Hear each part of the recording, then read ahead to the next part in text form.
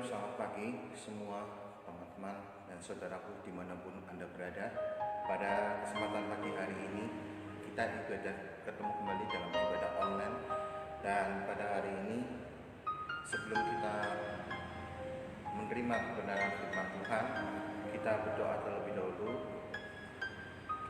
Bapa di dalam surga, kami mengucap syukur dan terima kasih buat pagi yang indah ini, di mana Engkau telah menjagai kami sepanjang hari ini, sepanjang malam hari ini Tuhan. Terima kasih Tuhan, Engkau sungguh baik, sangat baik buat kami.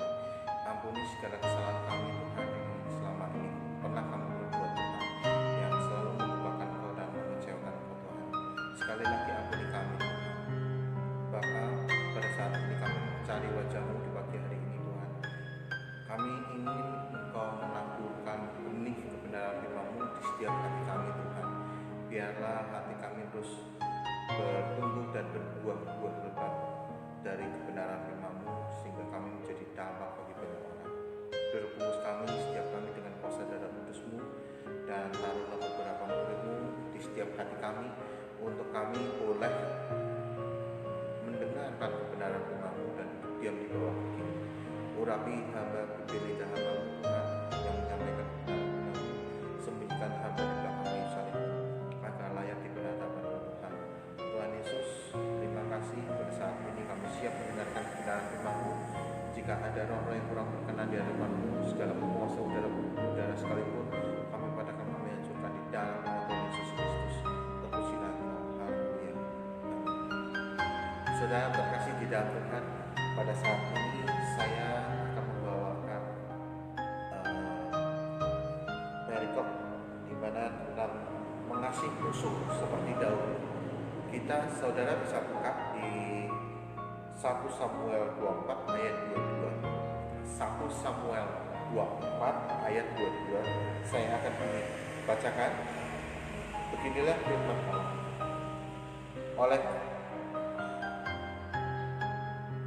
Oleh sebab itu bersumpahlah kepadaku demi Tuhan, bahwa Engkau tidak akan melenyapkan keturunanku dan tidak akan menghapuskan anakku dari kaum keluargaku.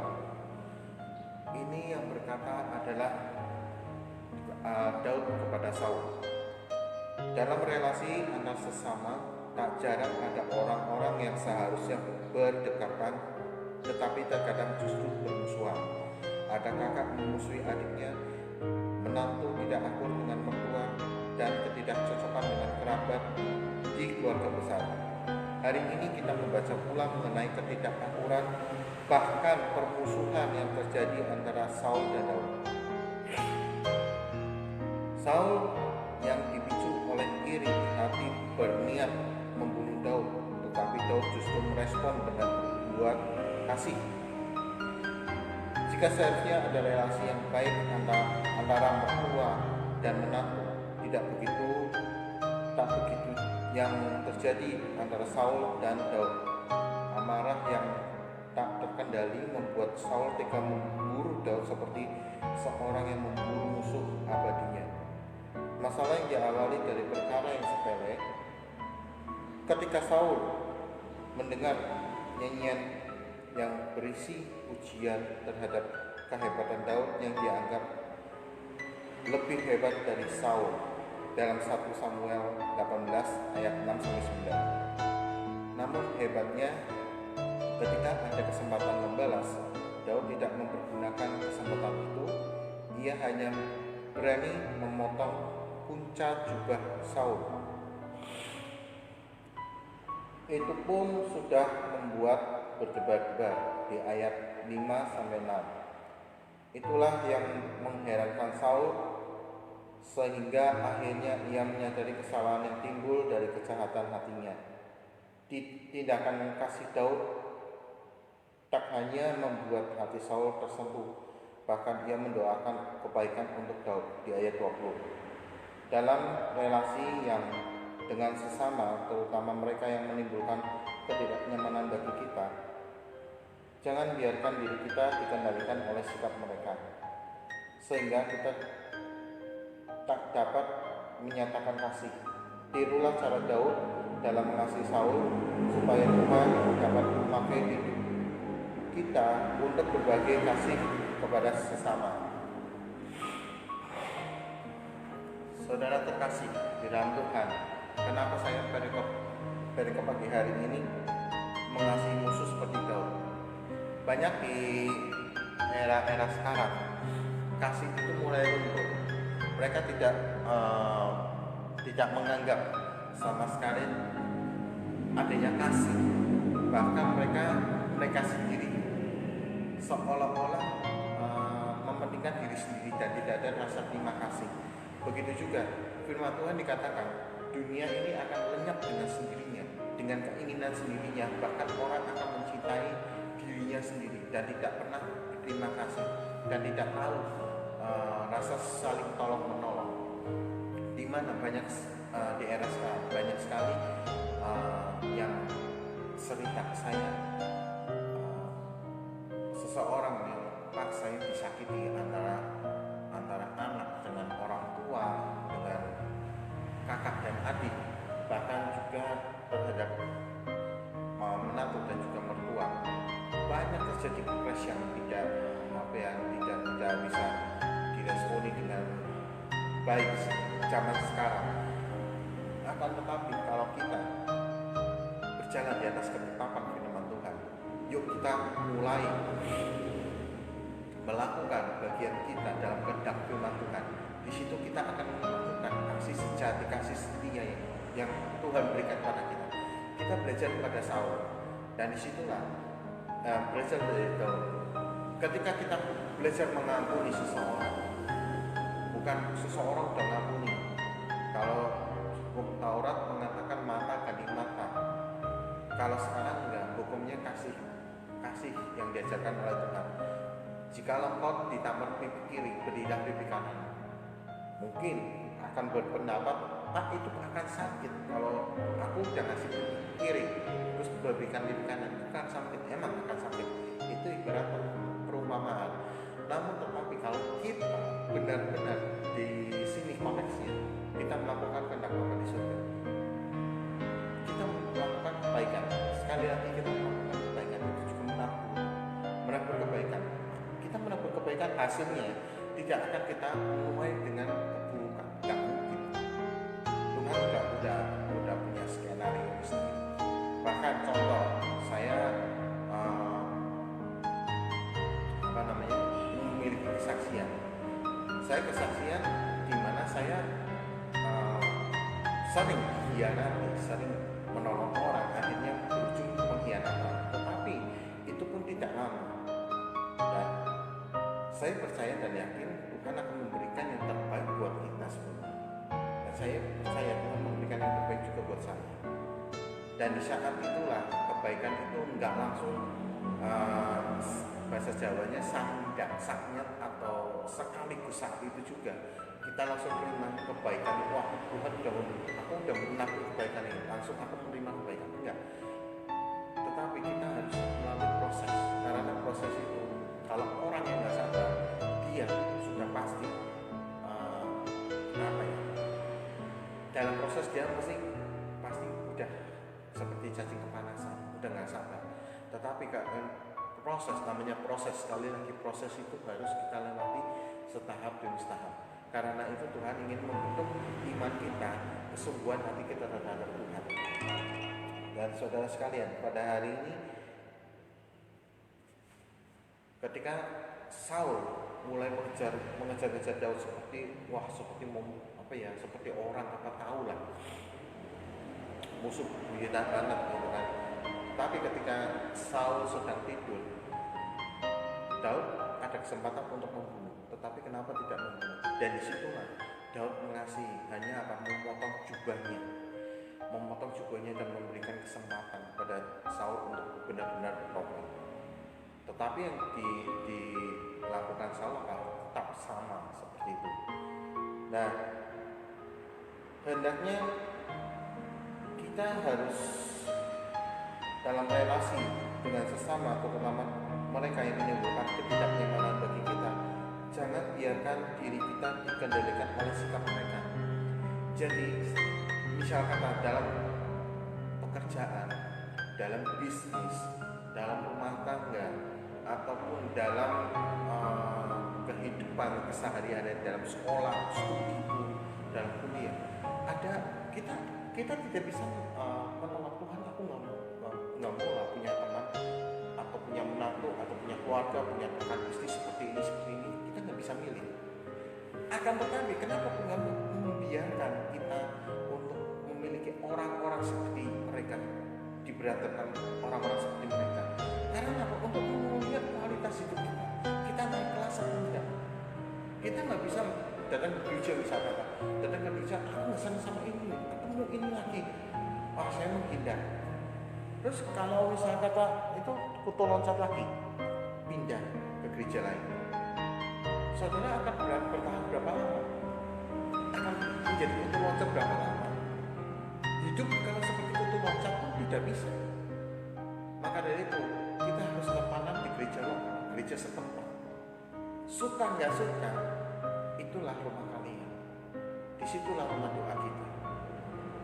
Bisa kata, aku nggak suka sama pendetanya galak, pendetanya ngantukin, pendetanya begini.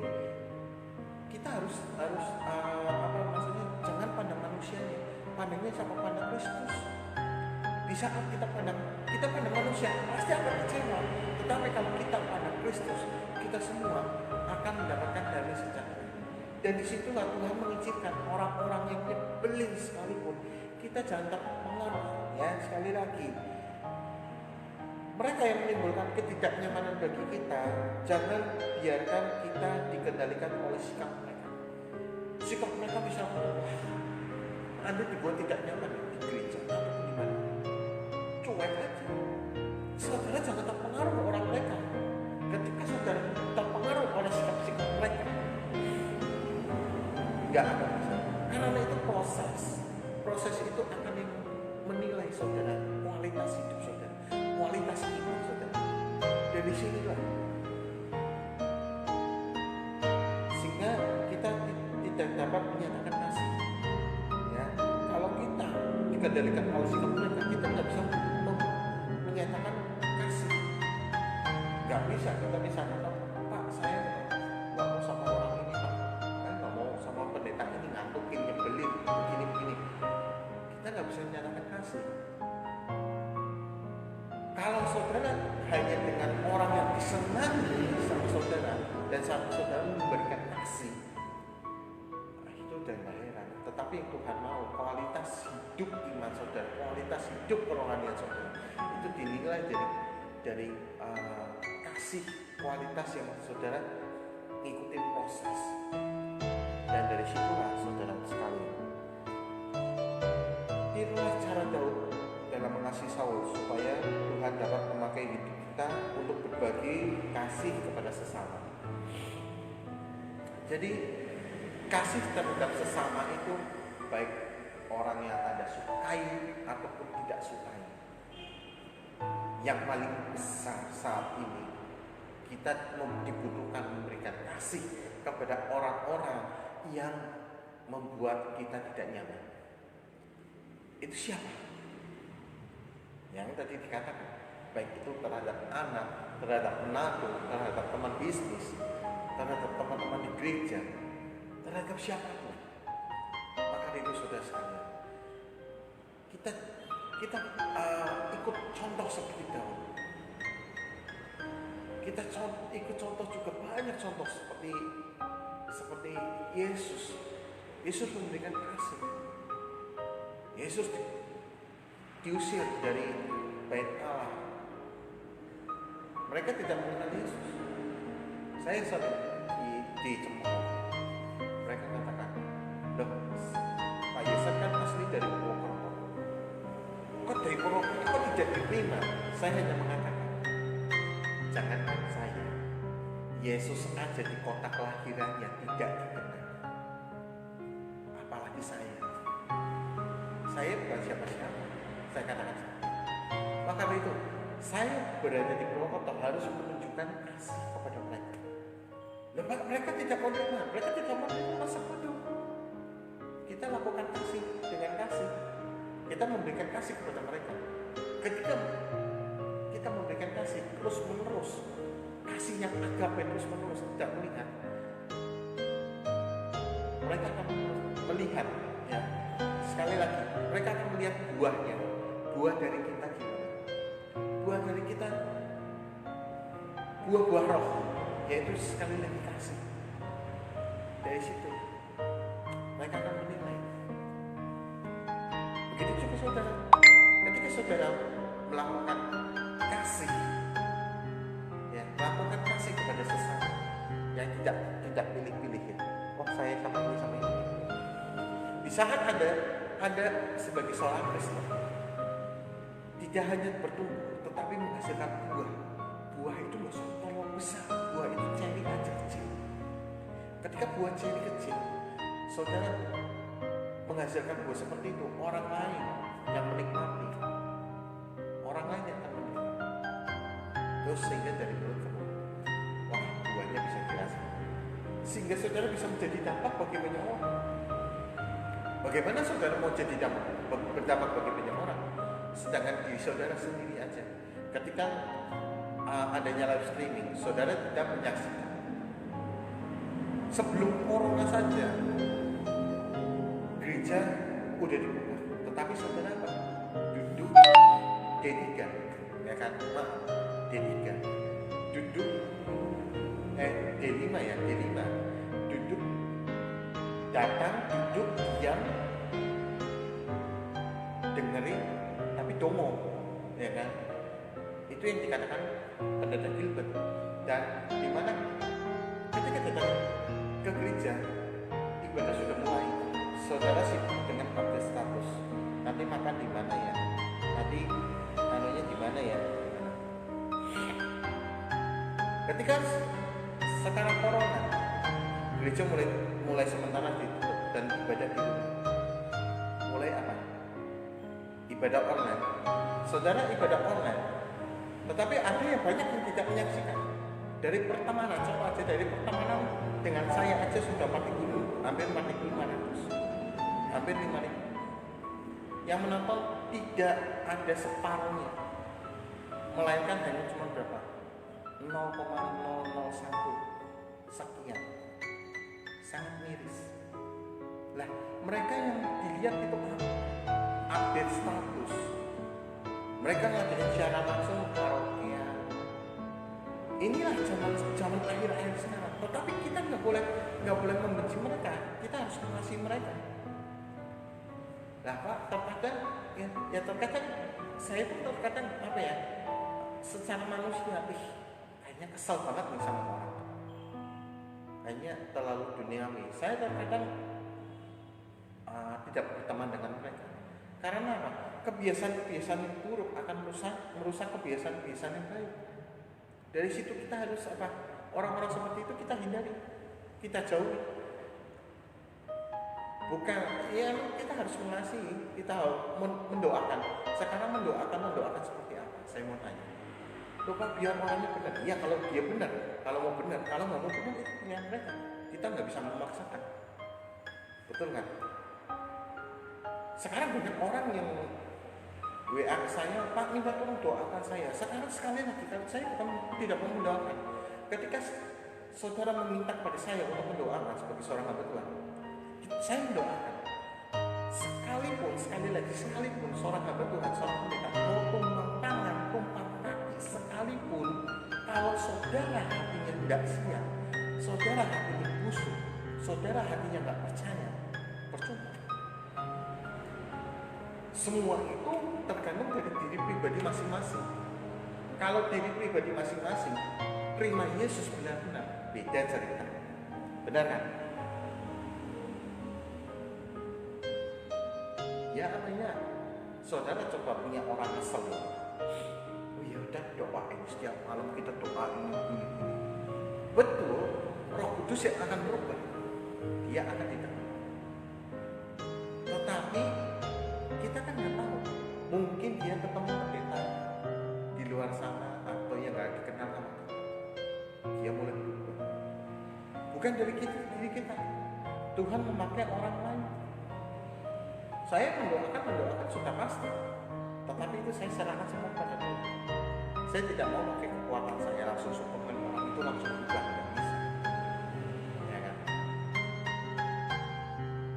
Jadi saudara, proses dalam kehidupan ini, dalam kehidupan ini kita tidak bisa memilah untuk orang-orang yang kita sukai atau tidak sukai. Ya sekali lagi saya katakan lagi, dalam gereja ada orang yang kita tidak yang membuat tidak nyaman kepada saya. Terus saya ketemu orang ini, ke gerejanya nanti siang, kan jam ibadah ada berapa kali, atau nanti sore. Kalau kau ketemu terus akhirnya apa? Aku pindah ke gereja, jadi aku tuh loncat. Ketemu pindah ke gereja lain. Nggak enak, pendetanya galak, khotbahnya galak, begini, pindah lagi. Mau sampai kapan kau tuh loncat seperti itu? Maka dari itu saya sering katakan, ayo tertanam dalam gereja lokal. Suka nggak suka dengan pendetanya, gembalanya, nggak suka dengan ibu gembalanya, nggak suka dengan pemain musiknya, nggak suka dengan WL-nya, nggak suka dengan asalnya, nggak suka dengan jemaatnya, sama. Itu jangan lihat orang. Kalau kita pandang orang, kita akan percaya. Tetapi kalau kita pandang salib Kristus, kita pandang Tuhan, maka semuanya Tuhan akan buka jalan. Ya kan? Kita akan mendapatkan damai sejahtera. Begitu menjadi jemaat, duduk, pendetanya nyebelin, pendetanya ngantukin, enggak ke gereja. Pendetanya lucu, asik lucu. Jangan seperti itu. Saudara kalau seperti itu, berarti saudara masih anak-anak rohani.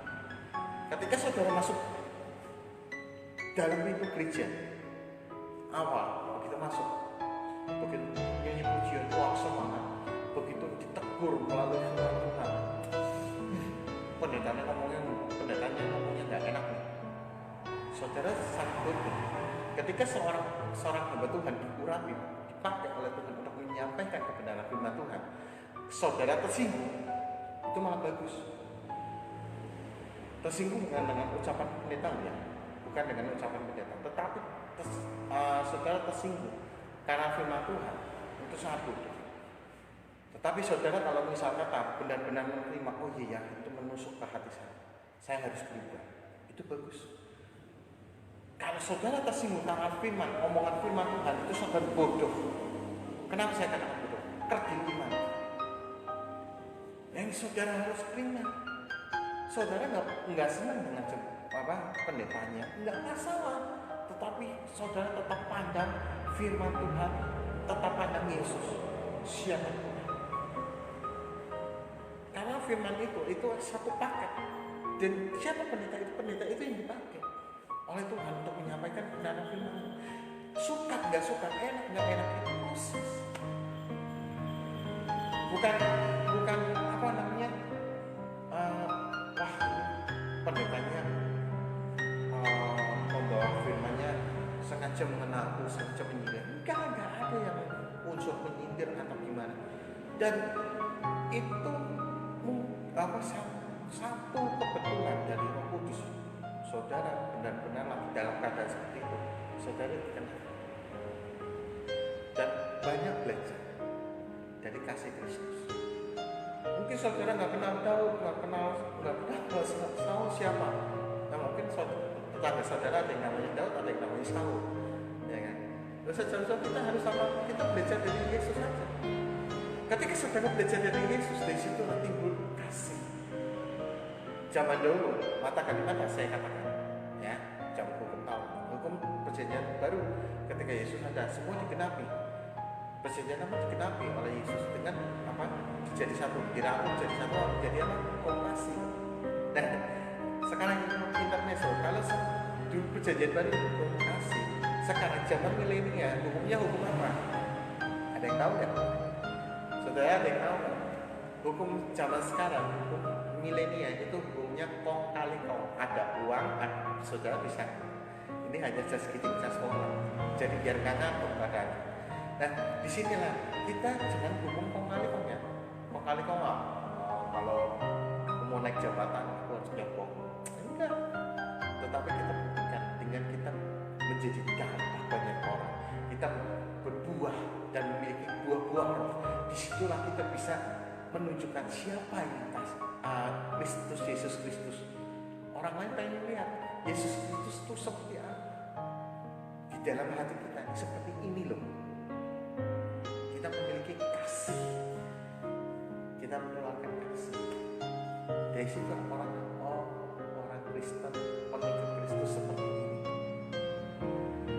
Banyak orang yang menilai kalau kita melakukan satu, ya, katakanlah 99 kebaikan kita, kalau kita melakukan satu kesalahan, orang manusia di dunia akan mencerca satu kesalahan. Katanya orang Kristen kok seperti itu, kok seorang Kristen begini, seorang Kristen begini. Terus yang ini termehek-mehek, Pak, saya sudah melakukan kebaikan, Pak, tetapi saya melakukan kesalahan, saya hanya selingkuh begini, atau saya bercerai begini, atau saya begini. Itulah manusia. Karena itu jangan cuma-cuma terus memberikan kasih. Maka itu manusia di dunia selalu mencerca, bisa menghakimi. Ya kamu.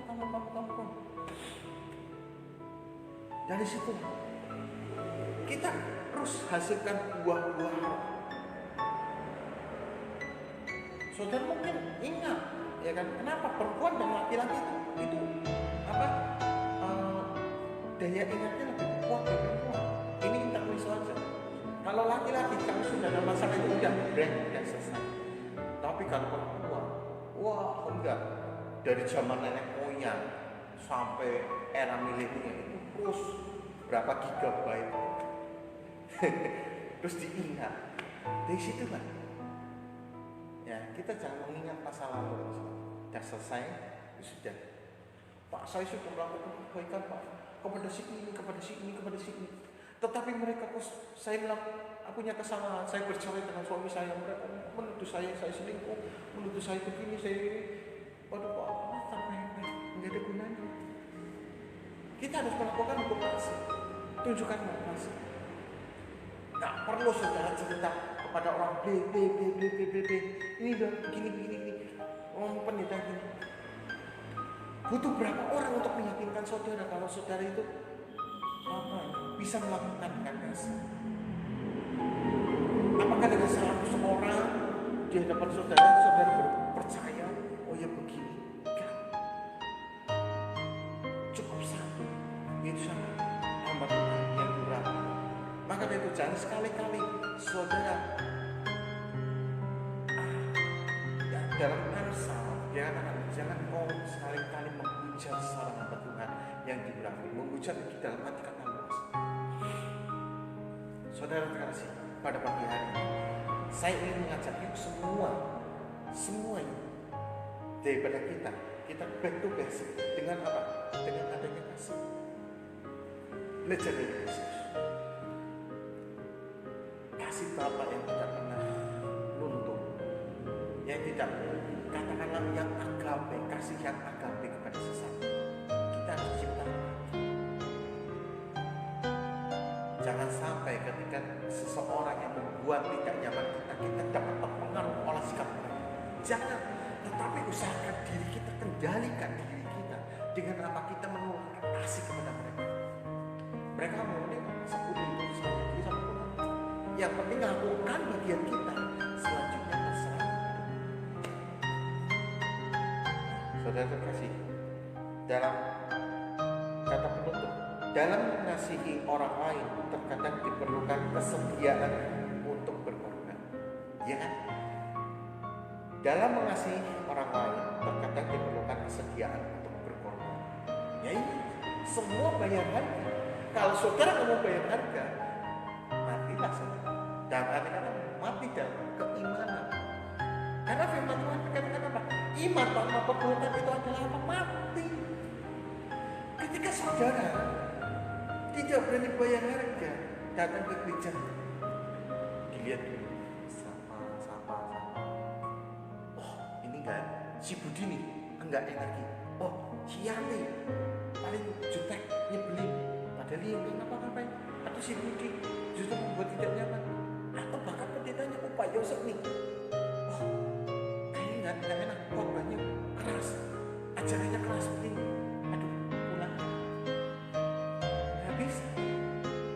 Maka dari itu saudara harus benar-benar berkorban. Pandang salib Kristus, pandang Kristus. Karena hidup ini bukan ditemukan oleh orang-orang, bukan oleh mereka-mereka, bukan oleh manusia-manusia, tetapi hidup kita diatur oleh Tuhan. Bukan diatur oleh mereka. Alangkah piciknya kalau kita berpikir, oh aku benar-benar mengenal dia. Emangnya dia mengasih makan sama kita? Manusia boleh ada kebebasan untuk mengeluarkan pendapat, untuk apa? Pemerintah pun tidak melarang. Tetapi disitulah kita berusaha untuk memberikan kasih kepada sesama. Di situ kita menceritakan kasih. Ketika kasihnya ada, kita membuktikan, kita akan muncul apa? Buah-buahnya akan dinikmati dan kita akan menjadi dampak berbeda. Maka dari itu, dalam mengasihi orang lain terkadang diperlukan kesediaan untuk berkorban. Berkorban harus bayar harga. Ikut Kristus pun kita harus pikul salib, bayar harga.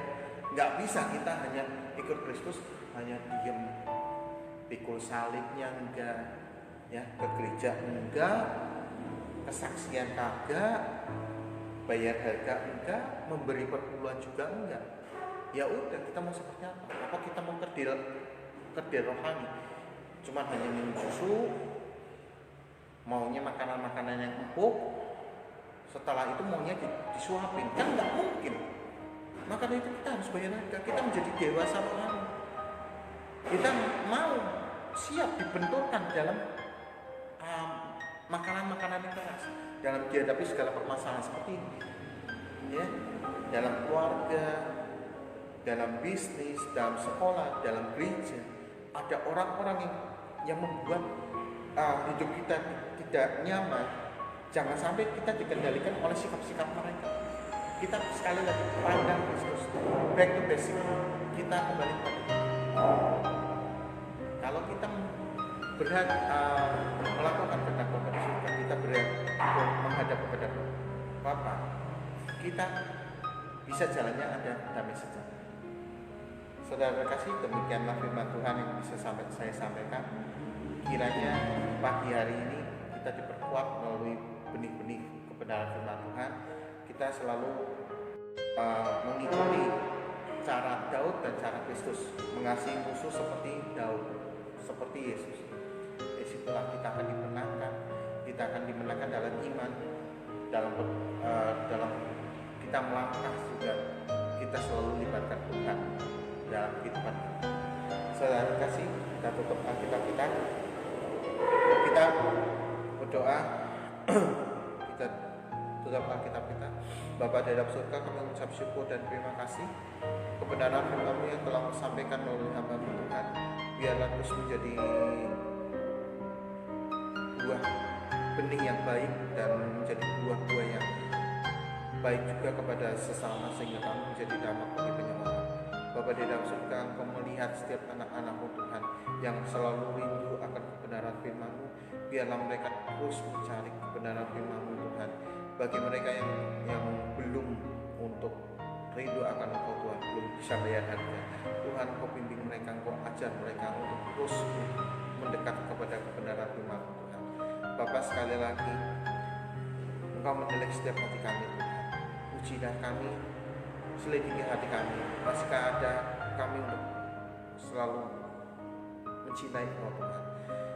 Bapak, Engkau juga melihat hari ini anak-anak-Mu yang sedang mengalami sakit penyakit, anak-anak yang mengalami permasalahan, pergumulan, dan putus pengharapan. Bapak, sekali lagi Tuhan, kami meminta di dalam nama Tuhan Yesus Kristus, segala sakit penyakit Engkau telah sembuhkan, Engkau telah lahirkan.